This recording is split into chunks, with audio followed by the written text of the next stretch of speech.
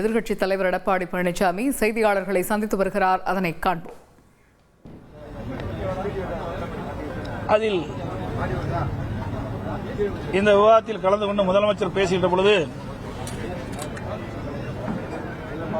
எதிர்க்கட்சித் தலைவர் ஆளுநர் உரையில் 2 மணி 52 நிமிடம் பேசினார்.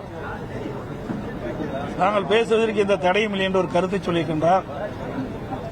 அதேபோல் அனைத்து இந்திய அண்ணா திராவிட முன்னேற்ற கழக ஆட்சி இருக்கின்ற பொழுது எதிர்க்கட்சித் தலைவர் பேசுவதற்கு எந்த தடையும் நாங்கள் விதிக்கவில்லை. எங்களுடைய சட்டப்பேரவை தலைவர் அவர்களும் முழு அனுமதி கொடுத்தார். அவர் எவ்வளவு நேரம் பேசினாலும் அதற்கு எந்தவித இடையூறும் செய்யவில்லை. ஆனால் ஆளுநர் உரையில் எதிர்க்கட்சித் தலைவருக்கு அதிக நேரம் கொடுத்ததாக குறிப்பிடுகிறார். அதிமுக ஆட்சி நடக்கும் போது சிறப்பான ஆட்சி நடைபெற்றது. அதனால் குற்றம் கண்டுபிடிக்க முடியவில்லை. அதனால் அவர் பேசுவதற்கு வாய்ப்பில்லை, குறை சொல்வதற்கு வாய்ப்பில்லை. அதே வேளையில் திராவிட முன்னேற்ற கழகம் ஆட்சி பொறுப்பேற்ற பிறகு தமிழகத்தில் பல்வேறு பிரச்சனைகள் தலைதூக்கி இருந்த காரணத்தினாலே மக்களுடைய பிரச்சனையை சட்டமன்றத்தில் எடுத்து வைக்கின்ற விதமாக பிரதான எதிர்க்கட்சி என்ற முறையில் எங்களுடைய கடமையை முழுமையாக நாங்கள் செயல்படுத்தினோம். அதனாலதான் 2 மணி நேரம் 52 நிமிஷம் பேச வேண்டியதா இருந்தது. அவ்வளவு பிரச்சனை தமிழகத்தில், அவ்வளவு பிரச்சனை நடந்துகிட்டு இருந்தது. அந்த பிரச்சனையை பிரதான எதிர்க்கட்சி என்ற முறையில் எங்களுடைய கடமையை நாங்கள் ஆற்றினோம் ஒழிய, அதனால நாங்கள் அதிகமான நேரம் எடுத்துக்கிட்டோம். அதிகமான நேரம் எடுத்துக்கொள்ள முடியாத காரணம் எங்களுடைய ஆட்சியில் பிரச்சனை இல்லை. அதனால குற்றம் சுமத்த முடியல. ஒரு நல்ல ஆட்சி எங்களுடைய ஆட்சியில் தந்தோம். 2 மணி நேரம் 52 நிமிடம் நாம் பேசியதை அதை சிடிக்கு நாங்கள் கேட்டோம். சட்டப்பேரவை தலைவரிடத்திலே எங்களுடைய மூத்த உறுப்பினர்கள், எதிர்க்கட்சி தொண்டர்கள் சென்று எதிர்க்கட்சி தலைவர்கள் ஆளுநர் உரையில் ஆற்றிய அதை சிடியா கொடுங்கன்னு கேட்டோம். அவரும் கொடுத்தார். 2 மணி நேரம் 52 நிமிடத்தில் 1 மணி நேரம் ஆளுங்கட்சியை சேர்ந்த அமைச்சர் பெருமக்கள் பேசினாங்க. மீதி 1 மணி நேரம் 52. அதுல சிடியில் கொடுக்கப்பட்டது வெறும் 46 நிமிடம் பதிவு செய்து கொடுத்தாங்க. அந்த 46 நிமிடத்தில் 44 நிமிடம் மாண்பு முதலமைச்சரும் மாண்பு அமைச்சர் பேசுனதா இருக்குது. வெறும் 2 நிமிடம் தான் நான் பேசுனது இருக்குது. அப்படி என்றால் சட்டப்பேரவைத் தலைவர் எப்படி ஒருதலை பட்சமாக நடந்து கொண்டார் என்பதற்கு இதுவே உதாரணம். அதோட இன்றைய தினம் கூட சட்டப்பேரவைத் தலைவர் பதவி நீக்கும் தீர்மானத்தின் மீது நான் பேசுவதை ஒளிபரப்பு செய்யல, நேரலையில் ஒதுக்கீடு செய்யல. ஆனா முதலமைச்சர் பேசுறத ஒளிபரப்பு செய்யறாங்க. இதுதான் ஒருதலை பட்சங்கிறோம். அதோட சட்டப்பேரவைத் தலைவர் அவர்கள் அந்த ஆசனத்தில் அமர்ந்துட்டாவே அவருக்கு என்ன பணியோ அதை செஞ்சுதான் பரவாயில்ல.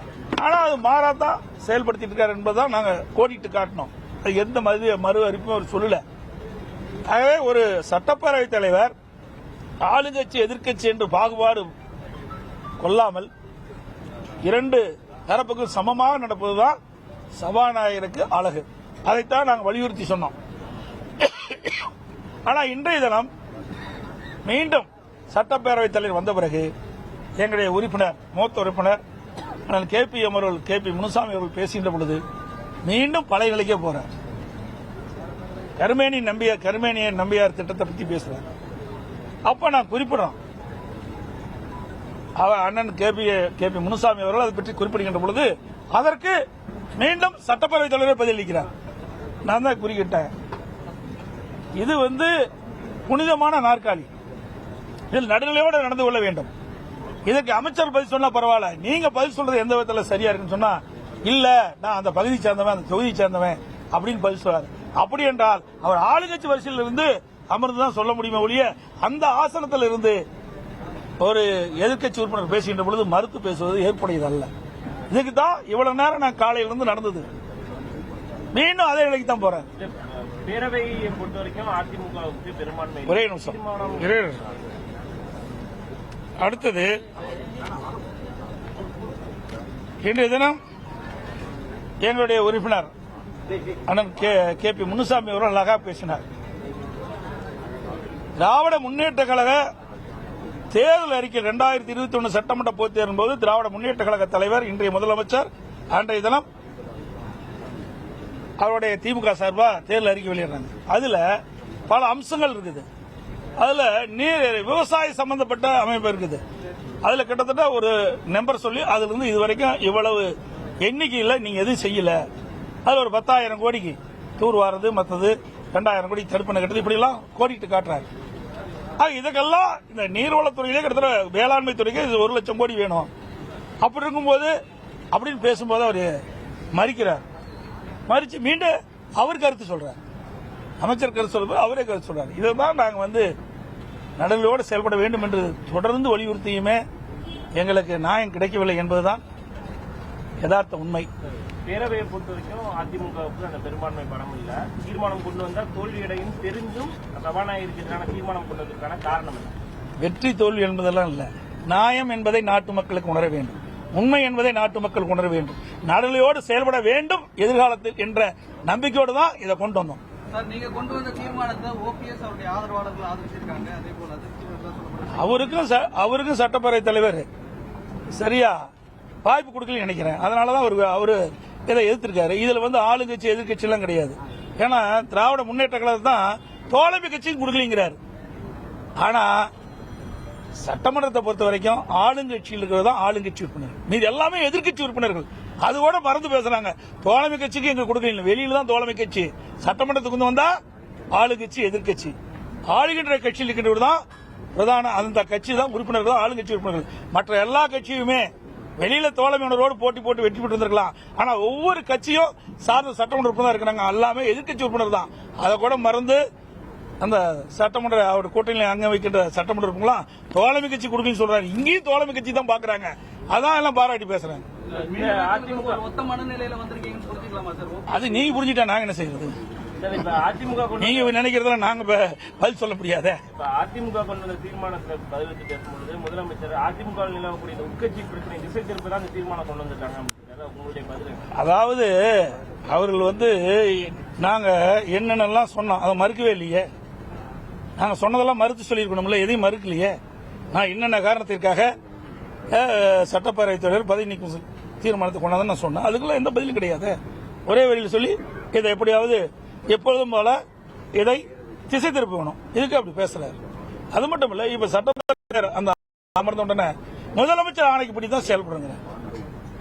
இப்ப பேசிக்கிட்ட பொழுது முதலமைச்சருடைய ஆணைப்படி தான் செயல்படும் அறிவிக்கிறாரு. நான் அதான் சொன்னேன், இதை யார் இயக்கிறான்னு நான் கூட கேட்டேன். சட்டப்பேரவைத் தலைவர் நடுநிலையோடு செயல்பட வேணும். ஆளுங்கட்சி எதிர்கட்சி முதலமைச்சர் எதிர்கட்சி எல்லாம் பார்க்க கூடாது. எது சரி எது தவறுன்னு தான் பார்க்கணும்.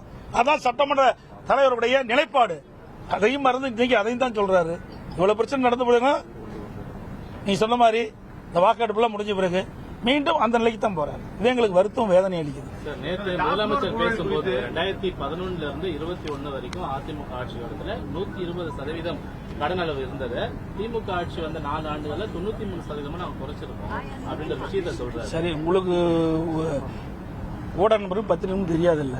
இதெல்லாம் விஞ்ஞான முறைப்படி எப்பவுமே கடைபிடிக்கிறீங்க. திமுக எந்த கடன்களை வச்சு சொல்றாங்க பாருங்க. 2011 அம்மா பொறுப்பேற்கும் போது திமுக 1,14,000. அப்போ மீண்டும் அம்மா 2016 வரைக்கும் 2,17,000. அப்போ 128ங்கிறான். அந்த கடனை வச்சு ஒப்பிட்டு பேசுறாங்க. இப்ப கடன் எவ்வளவு? இப்படி இதெல்லாம் ஒரு தந்திரம், மக்களை ஏமாற்றுகின்ற ஒரு நாடகம். 3 லட்சம் 4 லட்சம் கடன் வாங்கிட்டு 93%. எதை அந்த 5,18,000 கூட ஒப்பிட்டு 93%. யாரை ஏமாத்துற நாடகம்? நாட்டு மக்கள் ஒன்னும் தெரியாம நினைச்சிருக்காங்க. நீ விஞ்ஞான உலகம் பேச பேச லைவ்ல போயிட்டு இருக்குது. இன்னைக்கு எல்லாம் படித்த மாணவர்களும் இன்றைக்கு தமிழகம் அறிவுபூர்வமான மக்கள், சிந்திக்கக்கூடிய மக்கள். ஆக இவரெல்லாம் ஏமாற்ற முடியாது. இப்படி டேலி பண்ணில ஏமாற்ற முடியாது. செய்திகளை உடனுக்குடன் தெரிந்து கொள்ள உடனே சப்ஸ்கிரைப் பண்ணுங்க.